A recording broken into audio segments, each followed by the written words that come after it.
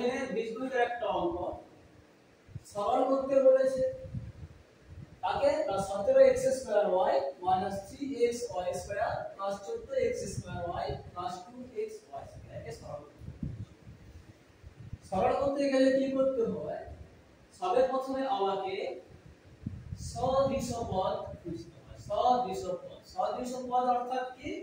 সদৃশ পদের অর্থ হলো সদৃশ মানে একই রকম ভাবে দেখতে। সদৃশ পদ মানে একই রকম ভাবে দেখতে কোন কোন পদগুলো আছে সেগুলোকে আমাকে প্রথমে খুঁজতে হবে। এখন প্রশ্নের দিকে তাকালে আমরা দেখতে পাচ্ছি এখানে আছে 17x² y 3xy² 14x² y 2xy²। তাহলে এখানে সদৃশগুলো কোন কোনগুলো হচ্ছে? 17x² y আর 14x² y এরা হচ্ছে সদৃশ। আবার একটা জায়গাতে কি আছে xy² তার মানে -3xy² আর +2xy² এরা হচ্ছে সদৃশ।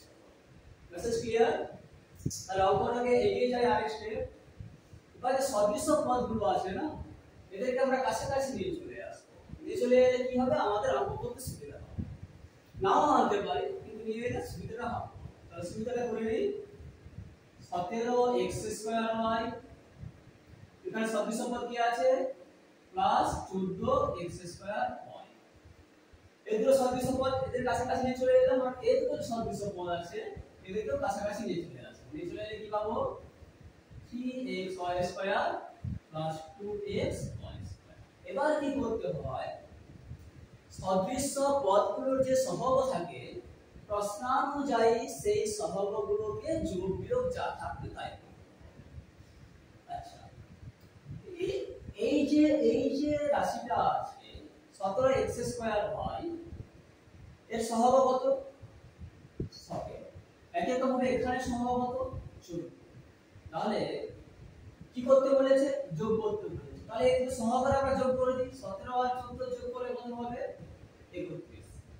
বাকি যে x² y ছিল তাকে আমরা লিখে দিলাম। এবার এইদিকে রাখি। এদিকে কি দেখতে পাচ্ছি? x² y এর সহগ কত? -3। এখানে xy² এর সহগ কত? 2। এখানে xy² এর সহগ হচ্ছে -3। এখানে xy² এর সহগ হচ্ছে 2। তাহলে -3 আর +2 যোগ করলে কত হয়? -1 হয়। -1 একটু লিখতে পারি নাও লিখতে পারি। তারপরে কি আছে? xy²। তাহলে xy² লিখে দিলাম। এটাই আমাদের অঙ্ক হয়ে গেল কমপ্লিট।